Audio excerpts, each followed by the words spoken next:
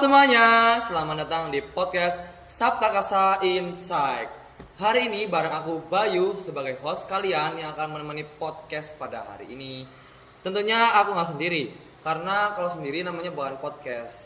Jadi aku udah ditemenin dua teman cewekku yang sangat keren-keren. Boleh sapa dulu dong teman-teman.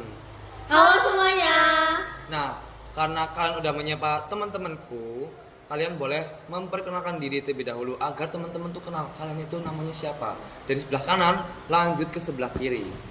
Oke, halo semuanya. Kenalin, nama aku Haura. Aku dari kelas 11-7. Halo semuanya, kenalin nama aku Indah, aku dari kelas 11-7. Nah, sebelum masuk ke topik pembahasan kita pada hari ini, sebelumnya aku mau tanya nih ke Haura sama Indah. Kalian tahu nggak berita yang lagi beredar mengenai penggunaan kartu ATM yang udah berkurang? Tahu dong. Nah, jadi guys, karena kartu ATM itu udah jarang digunain, karena masyarakat tuh lebih seneng yang simple dan gampang dengan metode pembayaran digital banking seperti Kris, e-wallet, m-banking dan masih banyak aplikasi lainnya untuk pembayaran digital. Jadi apalagi buat Gen Z, kan Gen Z kan malas ya nggak? Iya. Ya, buat betul banget. buat ngantri, buat panas-panasan. Jadi tuh Gen Z emang lebih condong ke pembayaran digital. Nah, aku mau tanya lagi nih kepada Haura sama Indah. Kalian masih inget nggak kapan terakhir kalian gunain kartu ATM? Kalau aku 1 bulan yang lalu itu karena buat bayar kos-kosan. Kalau aku sih sebenarnya masih sesekali ya, cuman aku udah mulai selingkuh nih ke Kris. Jadi guys, ini tuh selingkuh sama Kris karena Indah lebih pilih pembayaran digital karena lebih simpel, ya nggak Iya ada? betul, lebih simpel. Nah guys, ngomong-ngomong soal kartu ATM, jadi fakta dari Bank Indonesia itu mulai bermunculan karena penggunaan kartu ATM itu udah mencapai berapa ribu ya, saya lupa. Tapi penggunaan digital banking itu udah sampai tembus ke 5.000 triliun rupiah.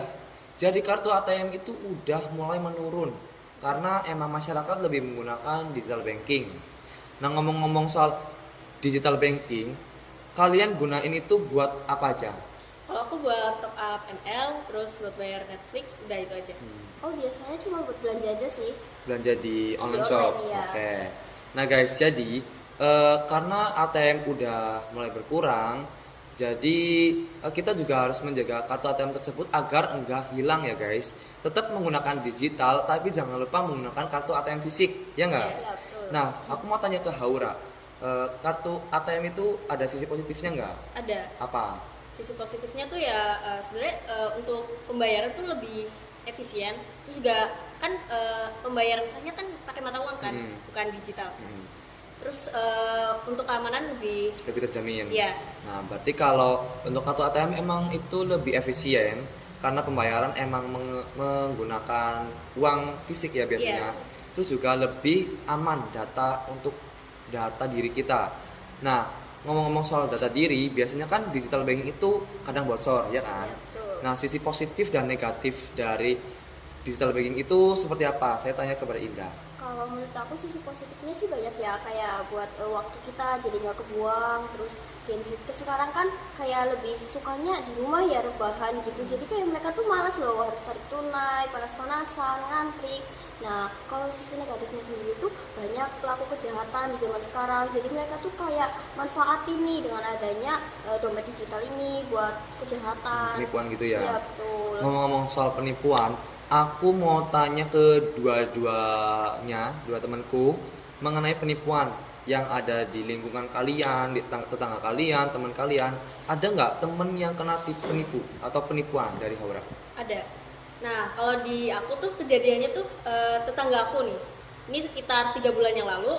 Kalian tahu ini nggak sih model penipuan yang pakai undangan pernikahan online? Iya, Tahu yang biasanya pakai file. Iya, benar banget. Nah, itu tuh korbannya tuh udah sepuh. Nah, karena mungkin penasaran ya ini undangan dari siapa, makanya langsung Diklik, klik. ya.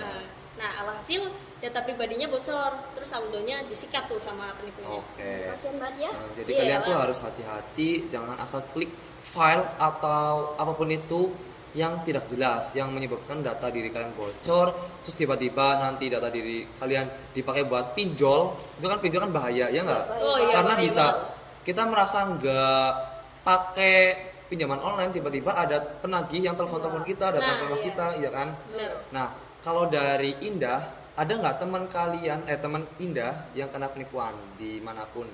Ada sih, waktu aku kelas 10 itu baru masuk tuh, ternyata aku mendengar berita dari sekolah itu sendiri kalau ada kakak kelasku yang kena tipu. Nah, tipunya itu kayak sengaja lewat kayak nomor guru gitu. Nah, data-datanya, profilnya dan lainnya itu sama kayak guru tersebut, pintunya sama kayak diambil langsung dari gurunya.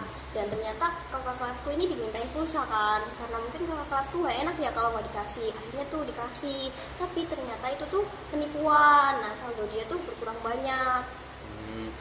BTW guys, itu bukan dikasih guys, tapi guru itu minta tolong buat isi pulsa, tapi malah jadi penipuan, ya kan? Karena emang siswa tuh kan kadang-kadang nggak enak sama guru, karena guru minta tolong kan pasti kita harus membantu.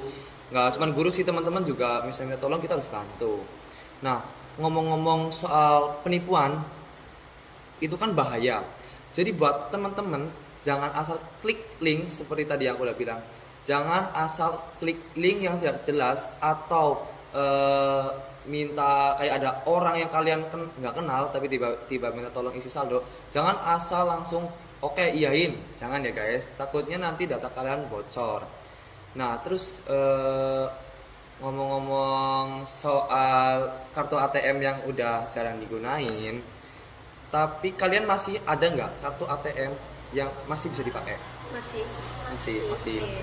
Tapi tetap kadang gunain KTM, kadang gunain digital. Iya. Oke. Jadi guys, setelah kita podcast atau berbincang-bincang pada hari ini, kita akan tutup podcast sampai sini saja.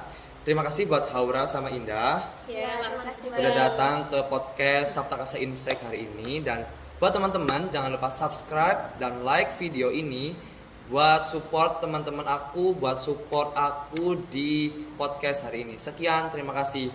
Bye bye.